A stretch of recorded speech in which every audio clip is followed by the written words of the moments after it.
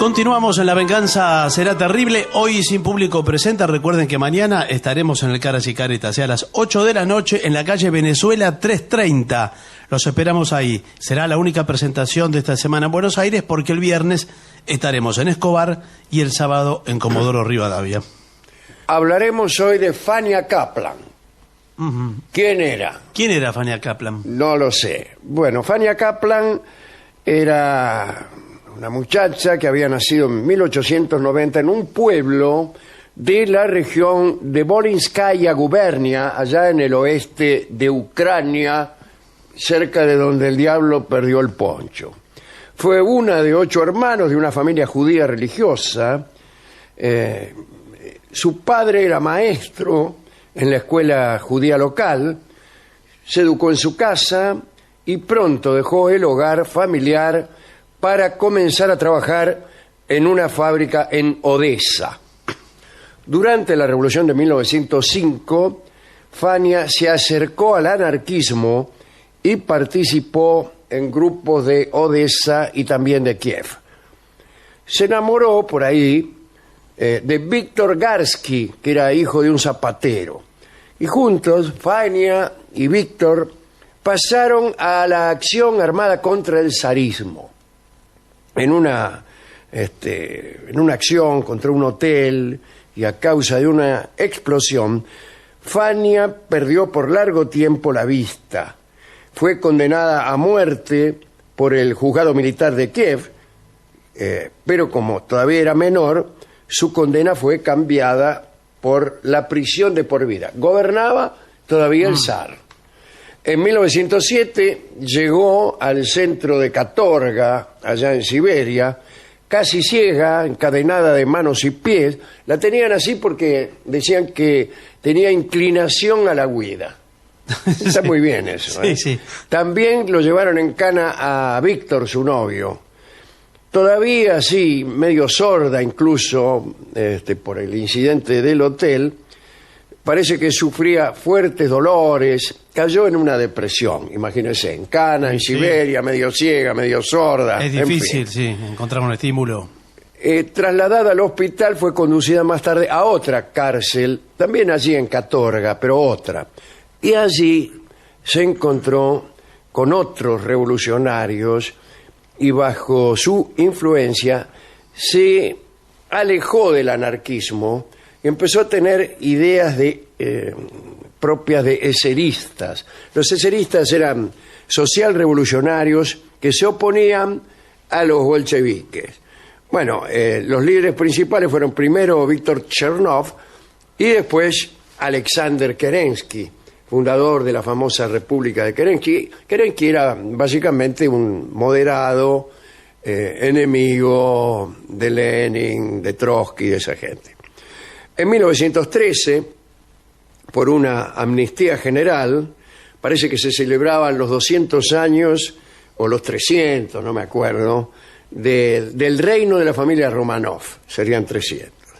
Y le redujeron la condena a 20 años. En 1917, Fania fue liberada después de la Revolución de Febrero, vivió un tiempo ahí cerca del lago Baikal y luego se fue a Moscú. Y la operaron de la vista, mejoró y se reencontró con su novio, el Víctor. Pero se desengañó porque el joven anarquista se había convertido en un funcionario bolchevique. Entonces, Fania se fue a Sebastopol y después a Simferópol.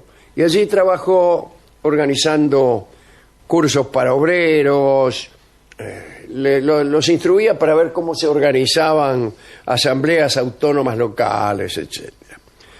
Fania estaba un poco enojada con la Revolución de Octubre. Andaba desilusionada con Lenin a causa del conflicto justamente con los socialrevolucionarios, ¿no? Y el partido bolchevique al cual pertenecía Lenin. Y en Simferópol, donde se había formado un gobierno rival a los bolcheviques, Fania encontró un trabajo bien pago en la administración municipal. Pero en enero de 1918 los bolcheviques se hicieron con el gobierno, el control de la ciudad y de Simferópol, ¿no? Y disolvieron sus instituciones. Al mes siguiente, Fania quedó desempleada y bueno, llena de bronca, imagínense. Regresó a Moscú, ahí vivió oscuramente, se desconocen sus actividades en esos meses, pero el 13 de agosto de 1918, y esto es lo que queríamos contar, todo lo demás Sí, no importa. era para llegar.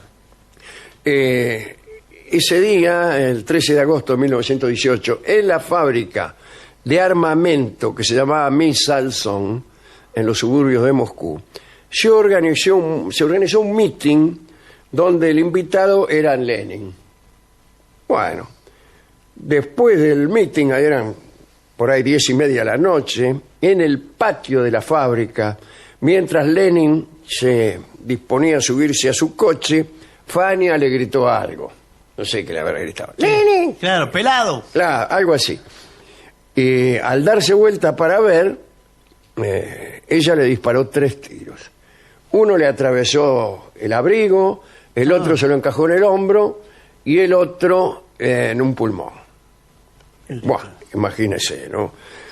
Fania se escabulló, fue capturada por los obreros y no hubo testigos en realidad de que fuese ella quien disparó contra Lenin.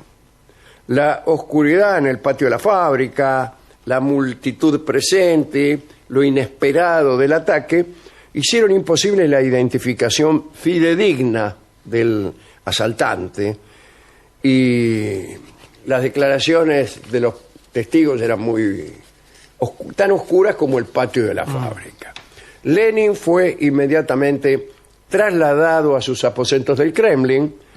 Se temía que hubiera otros conspiradores tramando su asesinato, e incluso Lenin se negó a salir del Kremlin para recibir atención médica.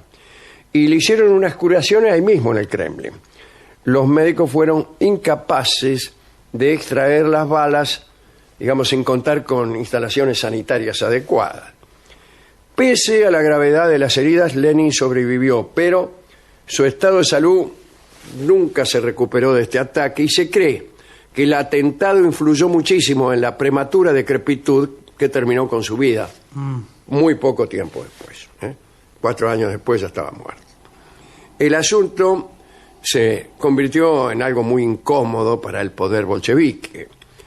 Esta chica, la Kaplan, fue encarcelada e interrogada por la Checa, que así se llamaba en aquel entonces la policía secreta. Después de diversos cambios de nombre, vino a dar en la KGB. Claro. El antecedente era la Checa. En su primer interrogatorio, Fania gritó que había disparado a Lenin. La apretaron un rato y dice, sí, yo le disparé. Pero después no dijo nada más. Incluso se negó a firmar la declaración. La llevaron a la Lubyanka, que era la cárcel donde metían a todo el mundo. Interrogada por altos funcionarios del gobierno, ya el gobierno era el gobierno de los bolcheviques, se negó a aportar datos sobre el ataque y sobre cualquier otra cosa. Los investigadores de la Checa no lograron encontrar el arma usada en el asalto. A propósito de la Checa, el nombre anterior de esta policía... ¿Cuál era? Era ya la policía del zar, la Oriana, se llamaba. Bueno, no lograron... Pero la Checa ya era soviética. Sí, Ya era soviética. sí, claro. Los investigadores, en fin, no encontraron el arma, por empezar. Y solo después del cierre de la investigación se anunció la entrega de una pistola que no se pudo asegurar que fuese la usada en el atentado. En prisión parece que hubo una confesión de Fania. Nunca se supo si le escribió o si se la escribieron. Y acá la tenemos. ¿Cómo la va a tener En acá? forma exclusiva para esta radio y también para FM Sol de Montevideo. La confesión de Fania Kaplan.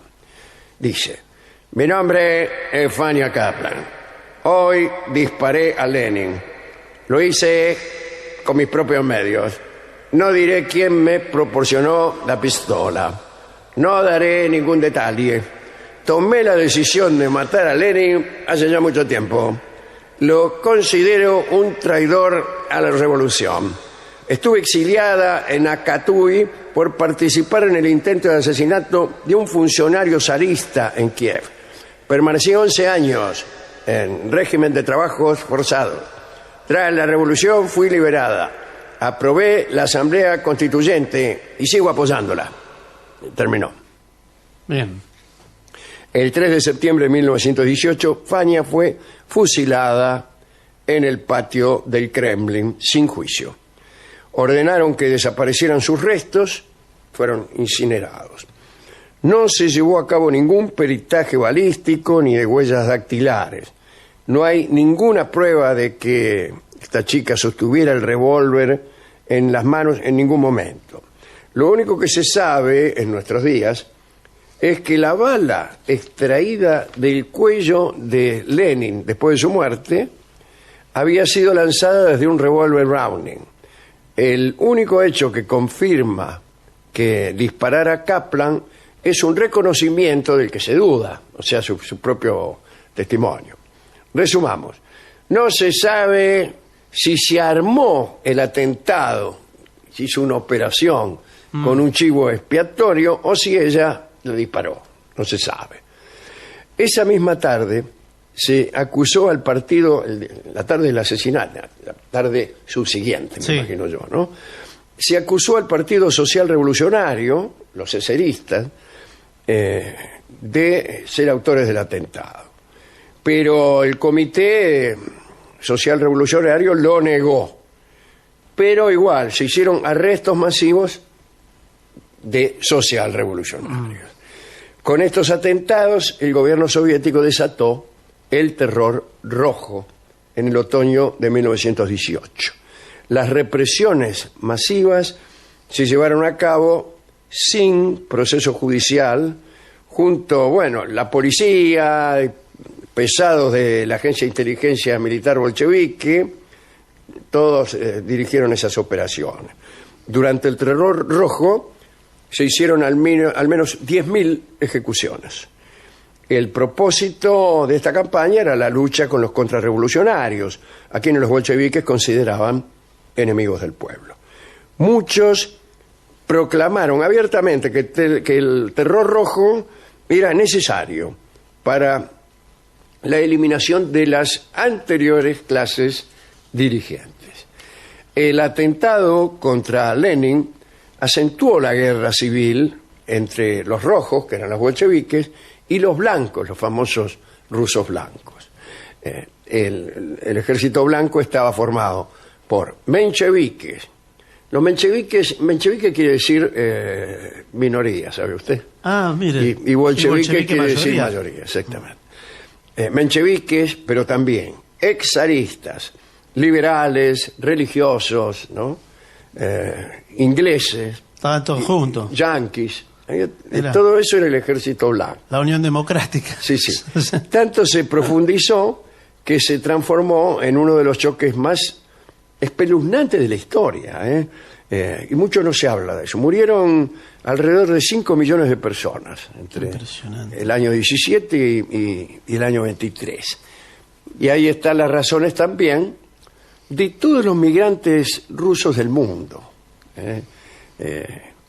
Incluidos los rusos judíos que emigraron por los pogromos. Pero ya algún día vamos a hacer una charla sobre eso. Como epílogo, podríamos lanzar una especie de teoría conspirativa, que sería esta. Lenin sabía que había muchos enemigos deseando acabar con él e incluso con Trotsky, ¿no? Incluso Lenin le preguntó un día a Trotsky, no se querían mucho tampoco, Lenin y Trotsky, ¿no?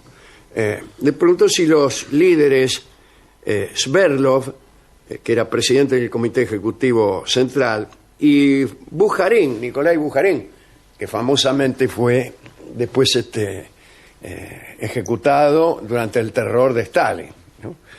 Bueno, le preguntó si estos dos tipos, presidente uno, como he dicho, del Comité Ejecutivo Central, y Bujarin era prácticamente el economista más mentado de la revolución.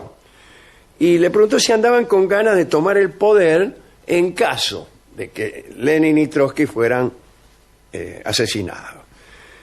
La crónica dice que el aire de Moscú olía a atentado más que nunca. Y Lenin lo presentía o lo sabía, y entonces desconfiaba hasta de los médicos que lo habían tratado. Entendía que lo querían despojar del poder. Después del atentado, Sverdlov, el presidente de quien sospechaba Lenin, empezó a comportarse de una manera extraña. Y él fue el que sacó a esta chica, la Kaplan, de la Lubyanka, de la cárcel, y la llevó al patio del Kremlin. Y después ordenó que la fusilaran. Así Pero bueno, faltaban ese dato último, Sí. es como el principal. Bueno, esto es todo lo que yo tengo que decir. No voy a hablar más. Bueno, sí, Porque pero al final... imagínense, yo no soy batilana de nada. Bueno, ya No, pasó el señor, tiempo. No quiero señor. meterme en problemas. Es la verdad histórica, No ¿no? importa, Es un- señor, usted sabe aquí... No. Bueno, pero ese- No me voy a meter en contra de... en esas dos últimas líneas está... no. Se abre otra... Mire otra- si se entera Stalin. Pero ya Stalin no está. señor. Bueno, no importa. ¿Con qué podemos ilustrar esta breve charla acerca del atentado, de este atentado contra Lenin? Bueno, como evidentemente esto sucedió de noche, Sí. casi a la medianoche, eran las 11 de la noche, vamos a escuchar Medianoche en Moscú, una Sí. canción muy famosa internacionalmente, compuesta seguramente rememorando este atentado. No sé.